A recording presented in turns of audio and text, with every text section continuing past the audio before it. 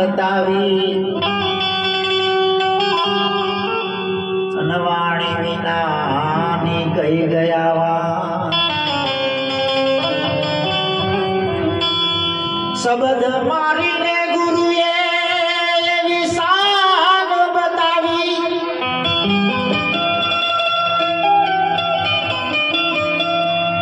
अने अमने वाणी विनानी कही ने गया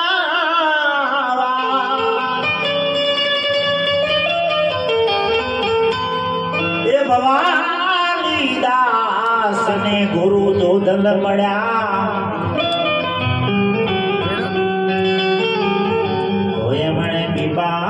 विनानी पाड़ी दीदी भान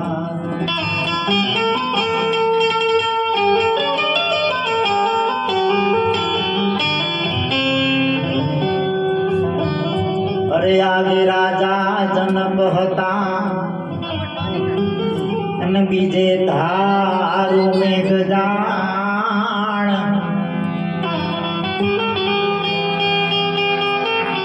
तीजे तो मेघ मायो बना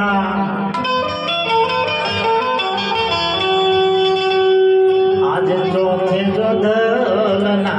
परमाण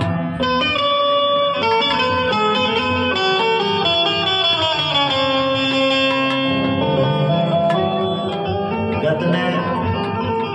माफी मांगी ना जे मारी बात को કે કેસરડે માં જજો ધોળકા નજીક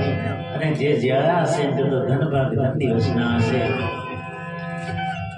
નવમા નોરતે આજે પાતાળમાં 3:30 ડંકા વાગે છે નગારાના અવાજ સંભળાય છે આજે પણ એટલે સંતો કહી ગયા ને કે આગે રાજા જનક હતા બીજે ધારો મેઘ જાણ બીજે મેઘ માયો બન્યા ચોથે જોગલના પ્રમાણ जनक राजा दरबार में जયારે 88,000 રૂપિયા जनक राजा जયારે રોક્યા હતા ને તે દાડે શરણભૂમિ ને ઋણભગી જે નાના સમાજના હતા આપણા જેવા સમાજના હતા એ દીકરાઓએ जनक રાજાને કરી બતાવી તો આ સાચું પેલું સાચું અને ત્યારે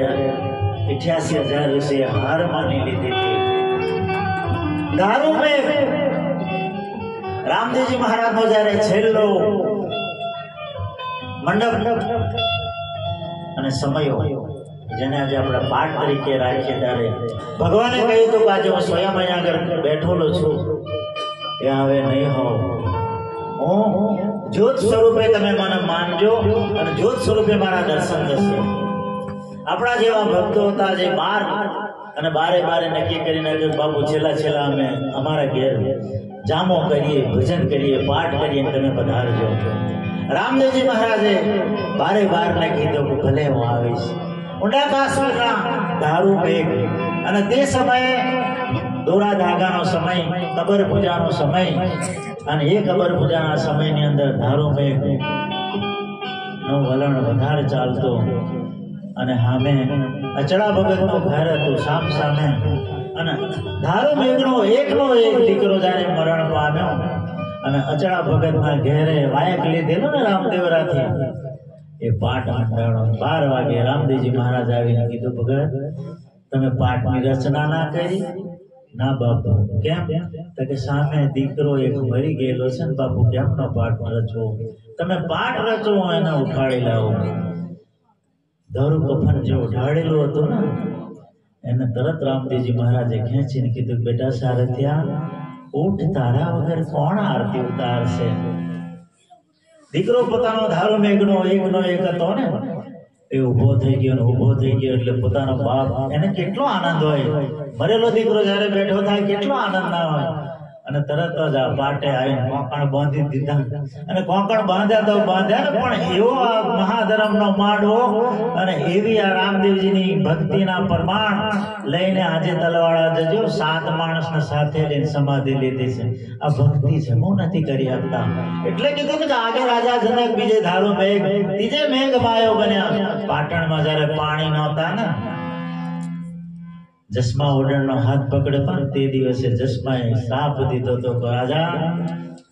कदाच कोई 32 लक्षणनो पुरुष आवशे ने अने एनो लोही जो कदाच रेड़ाशे ने તે દિવસે આ પાટણના પાણી તળાવમાં પાણી આવશે ત્યાં સુધી પાણી લગાર નહીં આવે ના આવે મારા બાપ પણ જ્યારે મેઘમાયો નક્કી કરી નાખ્યો તો અને એ પોતે ત્યાં પહોંચીને જ્યારે લોહી દીધું ત્યારે પાટણની બહેનો પાણી પાણી પાણી પુકાર કરતા હતા એ પૂરો અને ત્રીજો આ આપણો જોધલ બાપાનો એટલે કહ્યું કે આગે રાજા જનક બીજે ધારો મેઘમાન ત્રીજે મેઘમાયો બન્યા ચોથે જોધલના પરમાણ બોલો સદગુરુદેવ આ બેનો આવો રે મંગળ ગાવાને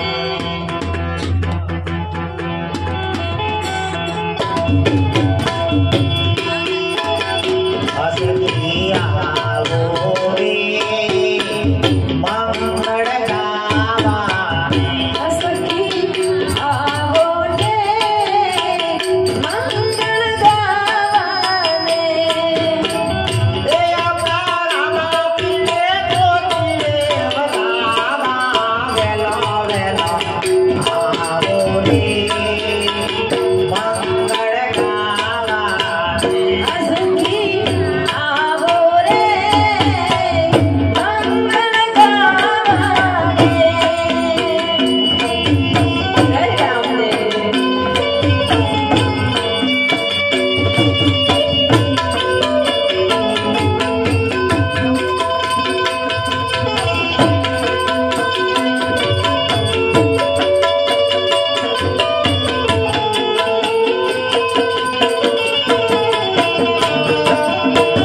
જય રામદેવ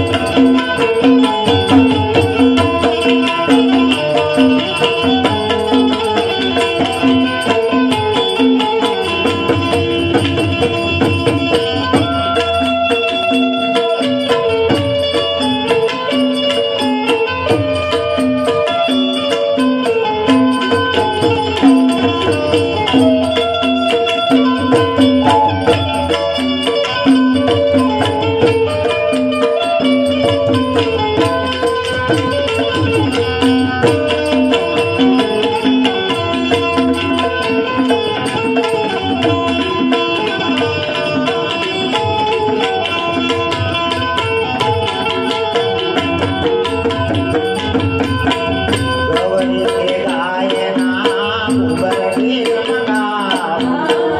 ગવરી ગાયના ગોબરા વગાવો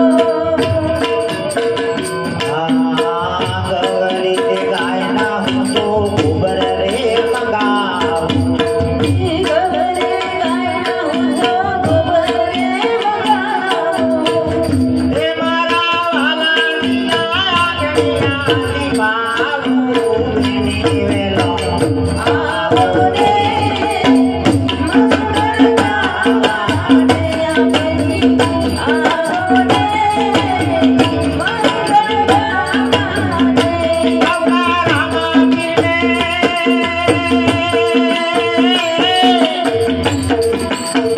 દેવાલા રામા પીને ગોતીએ બતાવા વેલો વેલો આવો રે મંગળ ગાવાને આવો રે મંગળ ગાવાને